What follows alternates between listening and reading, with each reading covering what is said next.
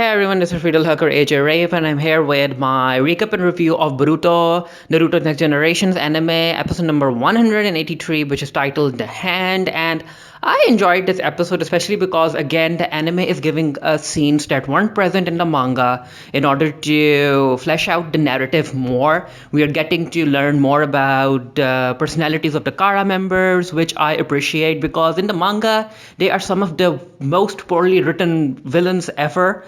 But yeah, anyway, coming to the episode, it opens up with Delta walking towards Code, and apparently these two have been asked to come into this room by Amado. And yeah, Delta has anger issues. Her personality is quite rude, and she is like, you know what, Code, if you want to fight about something, then we can fight it out right now. And Code is like, no, I'll pass. And Code is more chill, which I like. Again, the anime is fleshing out these characters more, and Code has his legs on the table, which I don't like, but it is what it is.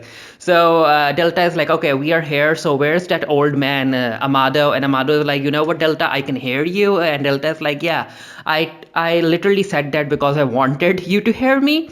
So these two are here because they have to go undergo some sort of maintenance. However, Boro isn't here, and this is also where Amado tells Delta and Code that Victor is dead and Kashin Koji is on a mission. And yeah, these two don't necessarily know what's actually happening in the Kara organization, which means that they are quite lower in the ranking. And of course, Delta is also kind of not worried per se. That's not her personality to worry. She's just curious about how weird it is that they ended up losing two inner members now that their project is near completion. So we cut to Boruto and the rest of Team 7 reaching the Ryuten laboratory with Katasuke, and Boruto's like, wait, isn't this research lab a bit small?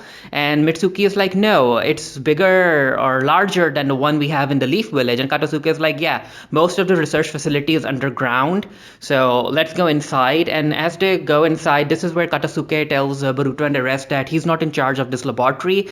There's a young assistant called Akita who's in charge, and Salad is obviously impressed because, again, Salad wants to be the Hokage. Salad wants to be the one in charge, so she's very impressed to learn about a young woman handling all of the stuff that's going on in this laboratory. So they end up meeting this assistant, and he's like, Katasuke, everyone is very, very excited that you're here, and they have been focusing on their research. And as they're walking through the corridor, they end up meeting Niue, a mini version of Niue, and Niue goes ahead and it tries to jump on Boruto, but Akita comes in with her shadow paralysis jutsu, and she captures Niue. And this is where we learn that she's running some experiments on Niue, and yeah, they're trying to control Niue. They don't want Niue getting out of control and going on a rampage. And that's why it's important that Niue stays in his mini version. Katasuke introduces Akita to everyone, and yeah, Akita Akita has a crush on Katasuke, and she ends up calling Katasuke handsome, and Salad is like, handsome, really? But you know what, Salad, you're a kid. When you grow up and you are someone who likes smart people, you'll probably end up thinking that Katasuke is handsome as well. It happens. Team 7 ends up meeting Sumere, and it turns out that the experiments that they're running on Niue is that Sumere is using these goggles in order to sync her vision with Niue's so that she can better control him. So all of them are talking, and of course Boruto and the rest of Team 7 are very impressed by all of the work the Sumera is doing. And then Katasuke hands the briefcase to Akita, and of course the briefcase has the prosthetic arm for Naruto. And this is where Boruto is like, you know what, that's my dad's arm, and I want you to handle it carefully. And he also tells everyone that he still doesn't like using scientific ninja tools, and that their mission is over, so they'll be headed back to the village. But turns out that no, the other part of their mission is still active, and yeah, they have to test these scientific ninja tools, which Boruto isn't happy about. Boruto's like, wait, why wasn't I told about this? If I had known, I wouldn't have come on this mission. And Salad is like, you know what, Boruto, you're the one who barged out of the Hokage's office without listening to all of the details, but we're here, and yeah, we need to help these people. We need to complete the missions. The first test is Salad versus Mitsuki and Boruto, and Boruto's like, "Wait, Salad, are you okay with going at us one versus two?" And Salad is like, "Yeah, I have a scientific ninja tool. Let's do this." So Boruto goes in with an attack. Salad dodges, and as Salad is in the air, Mitsuki grabs her and he like pulls her to the ground. And this is where Salad takes out the scientific ninja tool. And this tool is basically a smoke flash bomb, which ends up messing with the senses of their opponents. It closes all of the five senses, and that's what Salad uses to distract Boruto and Mitsuki. And she takes out a kunai, and yeah, she defeated these two with a single scientific ninja tool. And the tests continue. The next test is these boots and these mitten like gloves, which ninjas can use to climb on walls and all of that stuff. And they won't have to expend chakra. And Bruto's like, "Wait, are you making fun of ninjas? Because ninjas can do that easily." And this is where Mitsuki is like, "Boruto, yes, we can do this easily, but we are still expending chakra. We can get tired walking on walls continuously. So with these tools, we can save up on our chakra and we'll have more chakra to fight with our opponents and complete the mission." And Bruto is starting to see sense, and he's starting to like these scientific ninja tools. The next test is this weird square type glider, which Boruto is using, and he's very happy that he's able to fly. However, this glider malfunctions and he crashes to the ground, and he's like, "Yeah, this is why I don't like scientific ninja tools." But it's clear that Boruto is coming over to the side of the scientific ninja tools. He's starting to like them, and he ends up having a conversation with Sumere. And Sumere uses this healing foam on Boruto's face.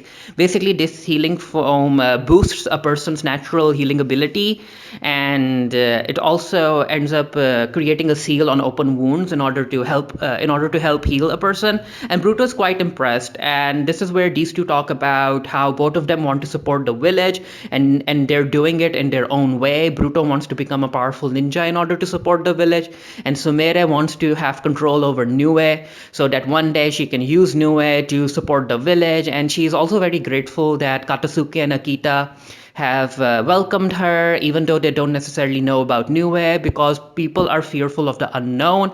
But she's very welcomed at the laboratory. And she talks about how Katasuke's main mission is to support the village as well, and it's not about the scientific ninja tools being evil. It all comes down to how a person uses them, which again makes sense. I have talked about in my coverage that medical ninjas use a whole lot of science. When you look at Sakura treating other people, you can see a lot of medical machines there.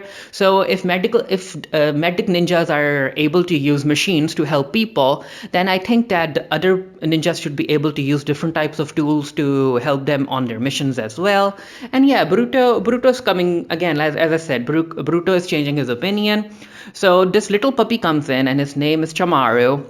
And Bruto picks it up, and he sees that one of Chamaro's hind legs is actually he's wearing a prosthetic. And again, this is where Akita comes in, and Akita is like, "Yeah, Katasuke is the one who gave Chamaru the fake leg, and because Chamaru is a ninja dog, if a ninja dog is injured in such a manner, then their profession is done." However, Katasuke is the one who was able to help Chamaru, and Chamaru is happy, and she's like, "Bruto, don't you want people to be happy, even if it's through scientific ninja tools?" And yeah, Bruto's like, "You know what? Okay, you guys are right. If scientific ninja tools can be used to bring happiness into another person's life, then I'm all for it." So it's time for Team 7 to leave, and this is where Katasuke comes in, and he gives Boruto this device, and it's a chakra blade. However, it's practically unusable because it expends a whole lot of chakra for the user. And Boruto's like, "You know what? Keep working on it, and I also want you to make my father's prosthetic arm the best it can be." And yeah, everyone's happy.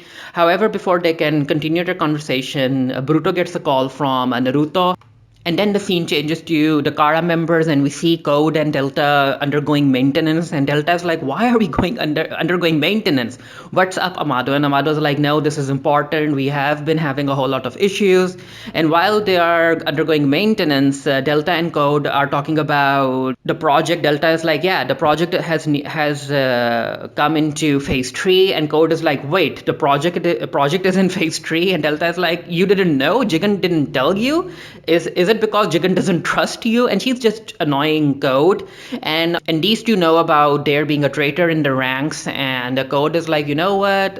Who do you think sabotaged the experiment, the vessel? Maybe it's Boro because Boro isn't here. And then Boro comes in. It's not his physical self, it's just his Genjutsu transmission. And Boro is like, you know what, Amado? I know you called me, but I'm way too important. And if you want something, you come to me. And then he just goes away, and Amado's like, that one is difficult to handle. Over the phone call, Naruto tells Boruto and the rest of Team 7 about Konohamaru and Majino. They haven't heard from Konohamaru and Majino in quite a while, and Naruto is very worried. And Naruto's like, you know what, Boruto, your team is the nearest to the crash site, and I need you to go check and see if Konohamaru and Majino are all right. And he also warns Naruto that if things get tough, they need to hold back and they need to wait for reinforcements. And Boruto's like, you know what, Dad, you can trust us, and we'll go right away. And then we cut to Naruto, Shikamaru, and Sai. They're talking about how the Kara organization is definitely involved in this entire thing, and even Sai is like, yeah, two very capable Jonin have disappeared. And I'm like, okay, you say that, Sai, but anime hasn't really shown us how powerful Konohamaru and Mujino can be. But yeah, okay, they are capable Jonin if you say so. Shikamaru also tells Naruto that none of the other villages have recognized the airship, and they're like, no, that airship doesn't belong to us, and this airship also can't be from the Hidden Leaf Village because they don't have such a huge airship yard. So yeah, it's all the doing of the Kara organization, and of course Naruto and Shikamaru and the rest are worried. And then we cut to Amado. He's going over data from Delta and Code, and he's telling Jigen that yeah, during the maintenance he didn't see anything unusual, so those two aren't the traitors. And Jigen is like, yep, that only leaves Boro and Kashin Koji. So uh, continue looking, Amado. And while these two are talking, we get to see Code. He's wearing a hood and he's listening on Amado and Jigen. And yeah, I really think that Code is going to talk to Jigen about who he thinks the traitor is and what's actually happening. So I'm excited to see how the anime will flesh those scenes out. I will be doing a written review of this for the Geek Theory. The link to that will be down in the comment section below. Let me know what you guys thought of the episode. It was enjoyable. I'm just yeah, because this anime is adapting the manga right now. I'm really excited. I'm really interested in seeing extra scenes added. Like we got a whole lot of scenes in this episode. So yeah, I'm excited. And then Kawaki's introduction is coming soon. I'm interested in that as well because in the manga, when Kawaki was introduced, Mitsuki and Salad got pushed away. So let's see what the anime does with Mitsuki and Salad. And yeah, until next time, stay happy, stay safe, stay blessed, and I'll see you guys later.